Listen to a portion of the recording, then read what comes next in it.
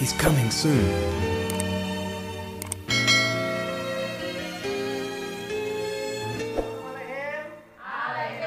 Apa kabarnya? Haleluya, luar biasa. Yes, yes, yes, wow. Anak Nuha, kita itu Sangat istimewa. ya, Bapak Ibu Saudara yang dikasih oleh Bapak Yahweh, kita itu sangat istimewa. Ya, ini adalah RF Sabat terakhir di tahun 2020. Nah, Bapak Ibu Saudara yang dikasih oleh Tuhan, minggu depan kita sudah merayakan RF Sabat di tahun baru tanggal 1 Januari 2021. Nah, saudara yang dikasih oleh Bapak Yahweh, siap enggak siap, mau tidak mau, pasti kita akan memasuki tahun 2021. Nah, Bapak Ibu Saudara yang dikasih oleh Bapak Yahweh, saya memberi judul daftar Elohim kita kali ini, yaitu saya beri judul ceroboh. Nah, ceroboh itu saudara yang dikasih oleh Tuhan, dalam Kamus Besar Bahasa Indonesia itu artinya satu, bisa tidak sopan. Ternyata ceroboh sendiri bisa berarti tidak sopan. Yang kedua artinya bisa sembrono. Ternyata ceroboh itu artinya sembrono. Kemudian tidak berhati-hati atau tidak cermat.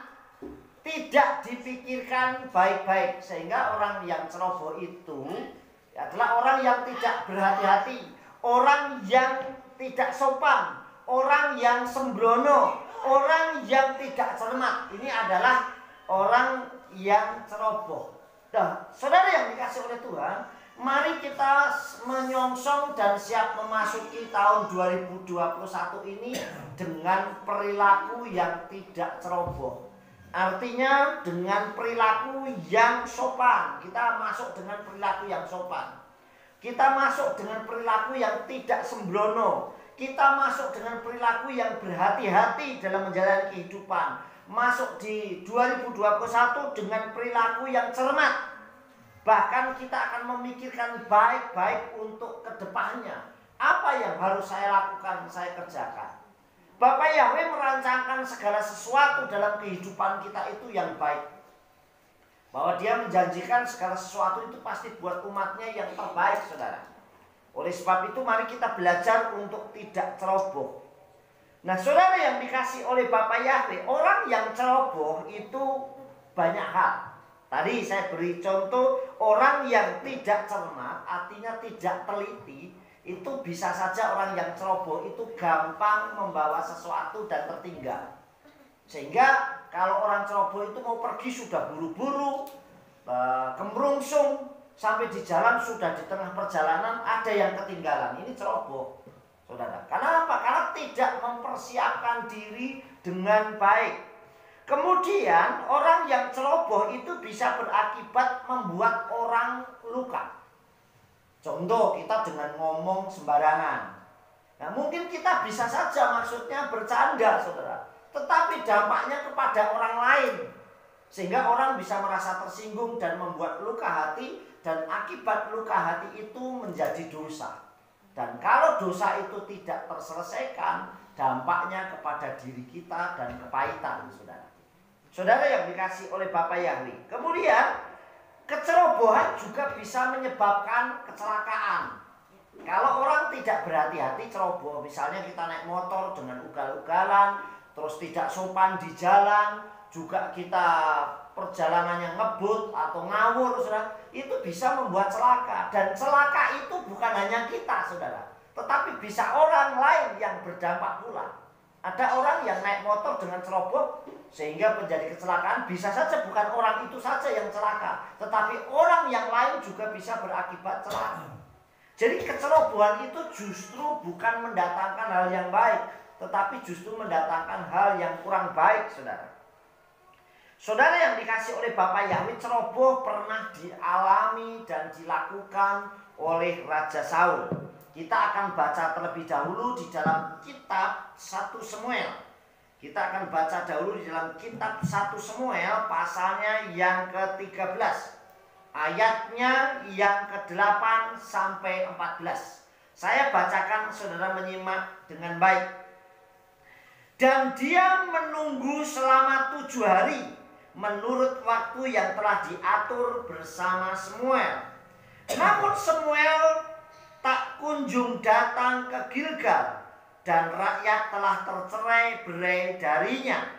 Lalu Saul berkata, "Bawalah ke sini kepadaku persembahan bakaran dan persembahan pendamaian itu." Lalu ia mempersembahkan persembahan bakaran. Dan terjadilah segera setelah dia menyelesaikan persembahan bakaran itu, maka datanglah Samuel. Lalu Saul pergi menyongsong ia dan memberkati dia. Lalu Samuel berkata, "Apakah yang sudah engkau perbuat?" Dan Saul berkata, "Sebab aku melihat rakyat tercerai-berai dariku, dan engkau tidak juga datang pada waktu yang ditentukan, dan orang Filistin telah berkumpul di Mikmas. Maka aku berkata, sekarang orang Filistin akan turun kepadaku di Gilgal, dan aku belum mencari perkenan hadirat Yahweh. Jadi aku memaksakan diriku dan mempersembahkan persembahan bakaran."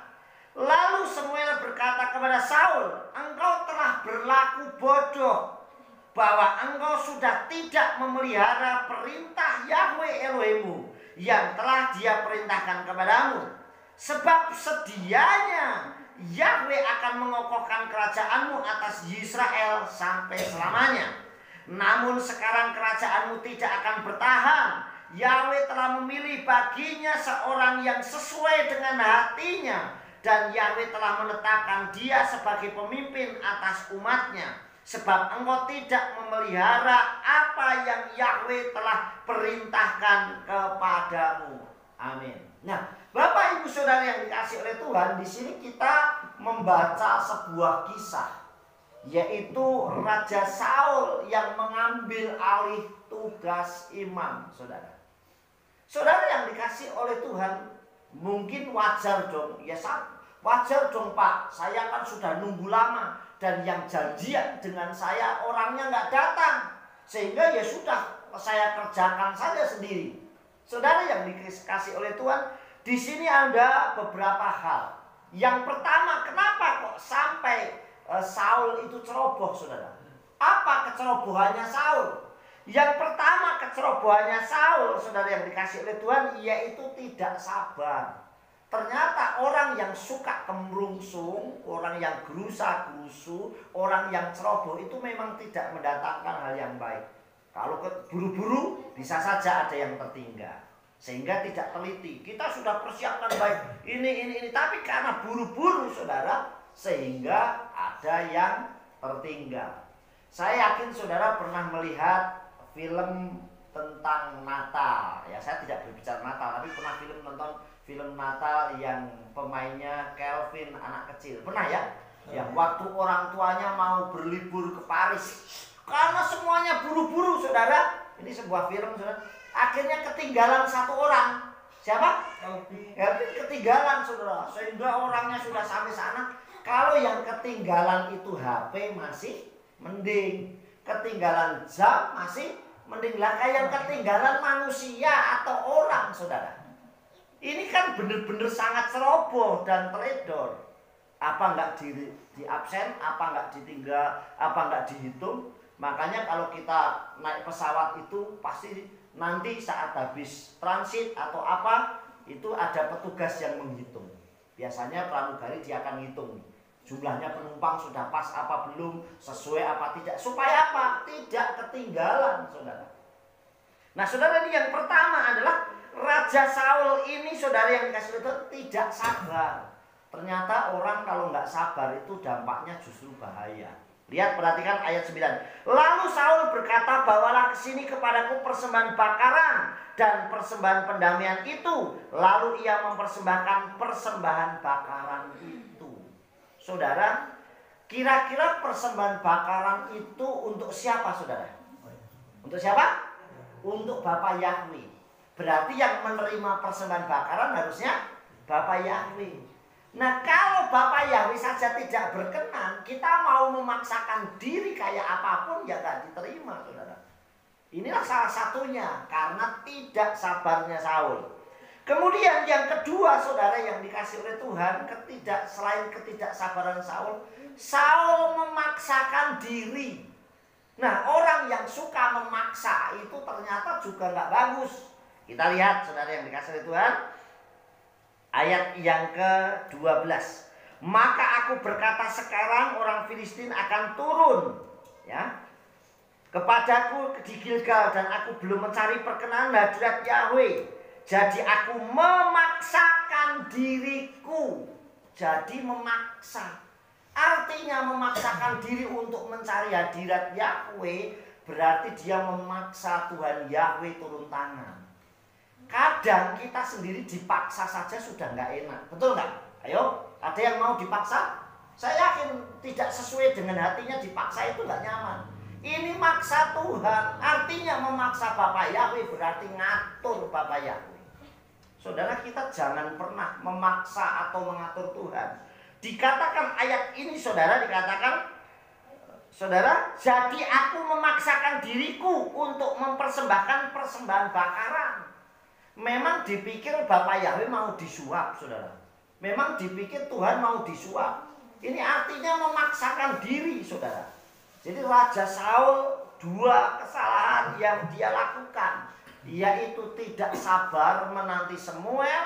Yang kedua adalah dia memaksa. Inilah, saudara, kecerobohan yang dilakukan Saul. Nah, kecerobohan Saul itu berakibat yang luar biasa bagi dirinya dan bagi Israel. Ternyata hanya satu orang Saul bermasalah. Dampaknya kepada orang, saudara. Ini pernah saya sampaikan juga, hanya gara-gara satu orang. Gara-gara satu orang Israel bersalah, saudara. Itu kota Ai tidak dapat direbut. Hanya gara-gara satu orang yang namanya Yona, dia melarikan diri dari panggilan Elohim, satu kapal mau tenggelam, saudara. Nah, ini hanya sama dengan Saul, saudara, perhatikan ya. Apa akibatnya dari kecerobohannya Saul? Yang pertama, saudara, kerajaannya tidak bertahan. Ini perhatikan ayat yang ke-14. Namun sekarang kerajaanmu tidak akan bertahan. Bayangkan, dia sudah membangun lingkup besarnya kerajaan, bangsa, negara, bisa lingkup kecil juga keluarga. Kalau kita tidak berhati-hati di dalam membina kehilat kita, gereja kita, segala macam, sehingga terjadi permasalahan yang luar biasa. Bisa rumah tangga, bisa usaha, bisa pekerjaan, dan macam-macam, saudara. Kalau kita ini ceroboh, saudara yang dikasih oleh Tuhan. Yang pertama, jadi kerajaannya tidak bertahan. Yang kedua, saudara, masih di ayat 14, namun sekarang kerajaanmu tidak akan bertahan. Yahweh telah memilih baginya seorang yang sesuai hatinya, diganti. Jadi Bapak Yahweh artinya begini, saudara, kita tidak perlu memaksakan diri. Kalau memang Tuhan berkenan buat kita, hati kita dipilih. Itulah kelebihannya, kita itu dipilih, tidak perlu memaksakan diri. Kalau Bapak Yahweh tidak suka, seperti yang dikatakan ayat ini, Bapak Yahweh memilih orang yang berkenan sesuai hatinya. Artinya bisa memakai siapa saja orang yang dikehendaki oleh Bapak Yahweh. Bapak Yahweh bisa memilih siapapun. Makanya ayatnya dikatakan di sini, saudara, ayat yang ke-14, dan Yahweh telah memilih baginya seorang yang sesuai dengan hatinya. Artinya sesuai hatinya yang nurut dengan Bapak Yahweh, orang yang taat dengan Bapak Yahweh, terlebih orang yang bisa menyenangkan Tuhan. Buktinya apa kalau Daud itu bisa menyenangkan Tuhan? Penggantinya Saul kan Daud. Daud suka memuji Elohim. Dia orang yang suka memuji Tuhan, padahal Tuhan itu dipuji, ternyata bisa mengambil hatinya Tuhan itu luar biasa. Artinya kita nggak perlu mempromosikan, mencari-cari seperti tadi, aku mau mencari perkenanan hadirat Tuhan. Tidak, Tuhan sendiri yang turun tangan buat kita, saudara yang dikasih oleh Tuhan. Yang ketiga, kecerobohan Saul berakibat apa? Berkatnya hilang dan pindah tangan ke orang lain. Saudara yang dikasih, dikatakan ayat yang di sini dikatakan, Dan Yahweh telah menetapkan dia sebagai pemimpin atas umatnya. Sebab engkau tidak memelihara apa yang Yahweh telah perintahkan kepadamu. Berkatnya pindah tangan, jabatan rajanya diganti orang lain. Saudara yang dikasih oleh Bapa Yahweh, ini dalam dunia apapun, termasuk dalam dunia spiritual, dunia pelayanan pun. Kenapa banyak orang pelayanan gagal, saudara? Wah, kelihatan melayaninya luar biasa. Ada orang yang berusaha dengan sungguh-sungguh melayani, kelihatan luar biasa. Sekarang ini banyak gereja-gereja dadakan. Banyak pengusaha-pengusaha top yang besar. Saya pernah di satu kesaksian ada orang pengusaha top yang luar biasa. Dia membuka satu gereja. Sehingga gereja itu difasilitasi gedung yang mewah, fasilitasnya lengkap. Dia nggak khotbah, khotbahnya mengundang orang lain. Pendeta-pendeta yang lagi ngetren. Nah, supaya orang pada datang. Tapi apakah ini pasti bertahan? Tidak, saudara. Dan buktinya hanya bertahan beberapa tahun saja dan selesai. Kenapa? Karena sewa gedungnya yang mahal dan semuanya ternyata tidak sesuai. Nah, ini bukan panggilan dalam dunia pelayanan, tetapi bisnis dalam dunia pelayanan. Nah, Bapak Ibu Saudara yang dikasih, berkatnya hilang dan pindah tangan. Bisa saja. Wah, saya sudah melayani terus. Seperti itu. Saudara, kita harus sungguh-sungguh. Apalagi kita mau memasuki tahun 2021. Kita nggak ngerti 2021 itu misteri yang kita tidak tahu akan terjadi apa.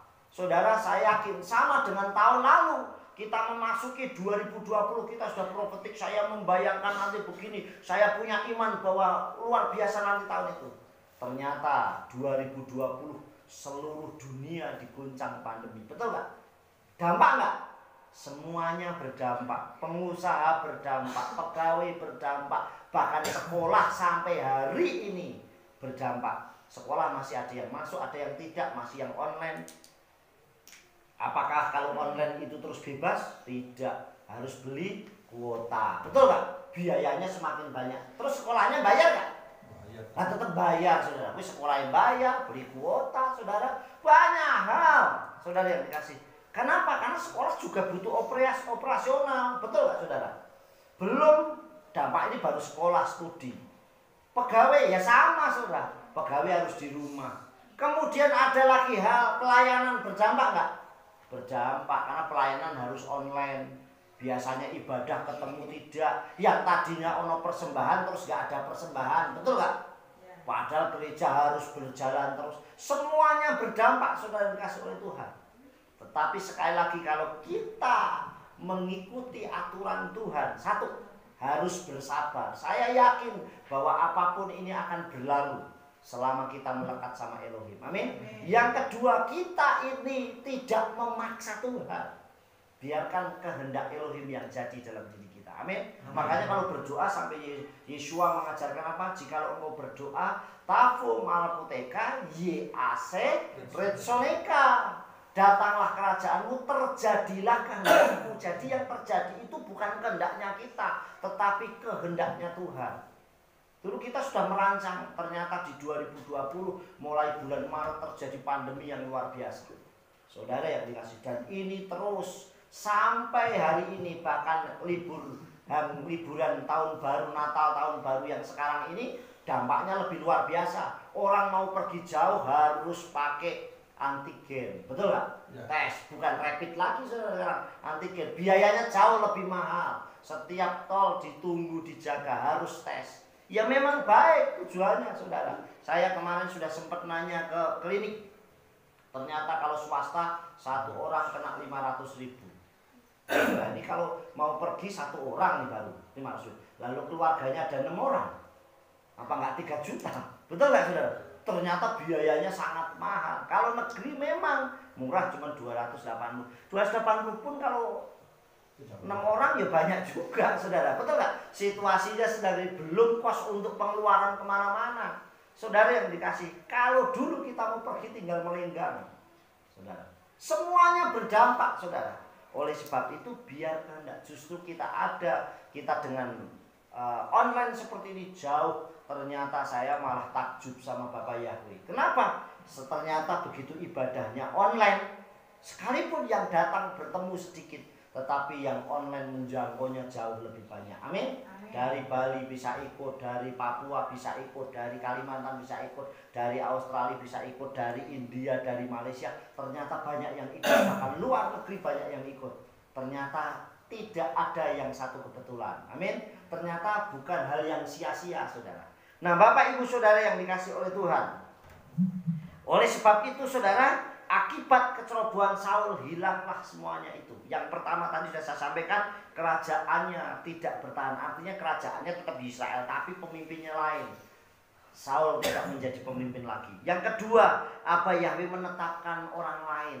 Dipilih pasti orang yang lebih taat, setia, yang lebih pintar, lebih banyak hal, saudara. Yang ketiga, berkatnya hilang, pindah tangan. Harusnya wis di depan mata saya menerima berkat, ternyata hilang.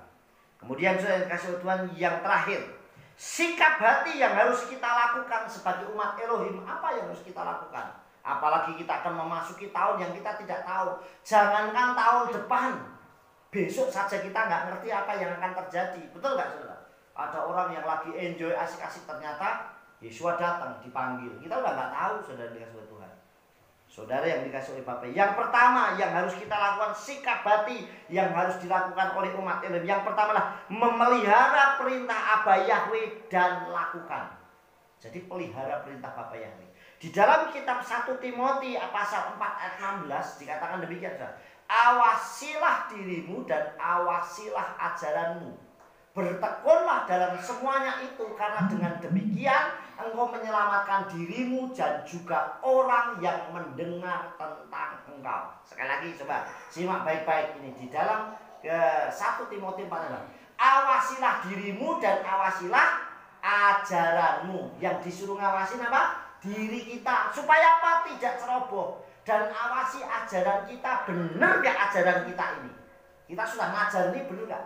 Karena dengan berbuat demikian engkau akan menyelamatkan dirimu. Jadi kalau kita ngajarnya benar, menyelamatkan diri kita sendiri dan juga orang yang mendengar tentang engkau. Jadi bagi para pemimpin ternyata ngajar nggak segampang yang orang pikir. Sepertinya aku bisa khotbah, tidak. Saudara, saya banyak teman-teman Rabi Yahudi juga banyak. Tapi saya harus punya filternya, mana yang harus saya pilih. Tidak semuanya pasti saya ikutin. Ada hal, saudara yang dikasih Allah. Jadi yang pertama memelihara perintahnya dan melakukannya dengan standar kebenaran. Yang kedua menghormati imam. Seperti tadi saya sampaikan, Samuel hanya terlambat datang, Saul sudah mengambil alih. Harusnya menghormati pemimpin. Nah, pemimpin di situ bisa presiden, bisa gembala, bisa suami, bisa pemimpin kantor, direktur dan sebagainya. Coba kalau nggak percaya, saudara. Direkturnya datang, saudara bilang kakinya dinaikkan meja. Baru datang ya Pak Direktur, sini ngopi-ngopi dulu. Besoknya keluar, betul nggak? Sama bosnya nggak sopan. Nah sama, harus menghormati, saudara. Ini harus menghormati. Selama tidak bertentangan dengan daftar Elohim. Artinya kita harus menghormati siapapun pemimpin kita, saudara. Selama itu tidak bertentangan. Seandainya bertentangan pun kita tidak wajib mencela atau menghakiminya. Saudara perhatikan, saya beri contoh di dalam kitab Semot atau Keluaran 12 ayat 1-10. Saya nggak bacakan tapi saya ceritakan. Ini adalah Miriam dan Harun atau Aaron yang dia tidak menghormati Mose. Apa yang terjadi akibatnya? Karena dia tidak menghormati Mose. Apakah pemimpin itu hanya Mose? Saudara, kita ya hanya ringan dong ngomongnya. Dampaknya dia kena kusta, saudara, karena tidak menghormati pemimpin. Saudara, ini saya ceritakan, hanya ceritakan saja karena panjang. Jadi nggak saya bacakan semuanya. Ini cerita bagaimana kisah Miriam tidak menghormati Mose. Dampaknya apa, saudara? Dia kena kusta. Sampai dia berkata, apakah pemimpin itu hanya Mose saja? Kita harus mendengarkan dia saja. Saudara, dia yang dipilih. Sama dengan Saul tadi. Kenapa dia tidak sabar menanti Samuel yang harusnya dia sebagai imam yang bertugas. Kemudian saudara, yang ketiga, mengokohkan hubungan keluarga, jemaat, pekerjaan, usaha, dan lain-lain. Artinya kita kokohkan hubungan yang erat dalam tim. Kita kerja yang baik, baik dalam dunia pelayanan, dunia pekerjaan, dalam dunia rumah tangga. Kita buat tim yang baik, saudara. Saya yakin ini akan menjadi sesuatu yang luar biasa. Di dalam kitab Sluhim, perhatikan ya, saya bacakan ayat yang terakhir kitab Sluhim atau Kisah Para Rasul. Ya, Kisah Para Rasul atau Sluhim pasal yang keempat ayat 32. Sluhim atau Kisah 4 ayat 32. Saya bacakan.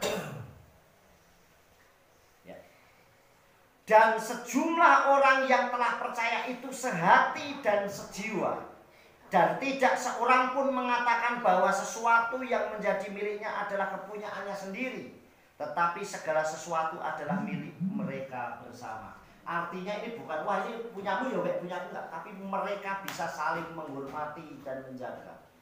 Saudara yang dikasih, saya beri contoh nih. Seandainya saudara bertetangga, ini sama tetangga saudara nih, kemudian tetangga saudara lagi pergi belanja, mungkin naik mobil dan pergi, di rumah tidak ada siapapun, dan di rumah itu sedang menjemur pakaian dan kemudian gerimis. Apa yang saudara lakukan? Ayo, jemurannya diapain? Ditonton? Pasti diapain? Diangkat ya, diangkat. Terus tak ambil, kita angkat. Begitu saudara angkat, milik saudara? Bukan, tetap miliknya yang punya, tetapi saudara merasa memiliki. Kenapa saudara? Karena saudara ikut menjaga. Betul nggak saudara? Sama itu hal yang kecil kalau masalah jemuran. Saudara sama, saudara dikasih saudara. Misalnya saja, tuh saudara ada keluarga yang pergi, anaknya di rumah ketinggalan lah seperti tadi. Saya yakin orang yang tetangganya akan pasti punya penuh belas kasihan. Apalagi di situasi masa pandemi, saya lihat situasi kekeluargaannya justru di pandemi luar biasa. Kenapa? Begitu ada orang yang dikarantina, tetangganya yang ngirim makanan, betul nggak? Sekalipun tidak harus ketemu saudara, tetapi paling tidak ditaruh belanjaannya atau apapun. Ini membuktikan kasihnya luar biasa. Amin. Saudara yang dikasih, ini bentuk. Nah, sama dengan jemaat mula-mula. Mereka tidak merasa, oh ini punyamu. Mereka merasa memiliki, itu berarti menghargai miliknya orang lain, mau menjaga, mau merawat, mau melindungi. Jadi saudara yang dikasih oleh Tuhan, mari kita dalam memasuki 2021 di eret Sabat terakhir, berlakulah kita tidak ceroboh, berlakulah kita dengan hati-hati, berlakulah kita dengan teliti, dengan baik, supaya saat memasuki kita tidak ada yang tertinggal di tahun 2020.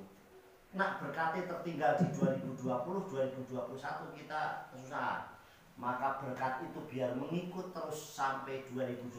Amin. Dan kita akan penuh melimpah. Saya yakin bahwa 2021 sekalipun banyak orang yang takut atau banyak berita yang menakutkan, tetapi sebagai anak Elohim pasti mendapat skala prioritas. Amin. Tetap mendapat perlindungan. Kenapa? Karena kita adalah anak-anak Elohim. Sukses besar buat kita, Bapak Yahweh memberkati. Mari kita ke keluarga kita masing-masing.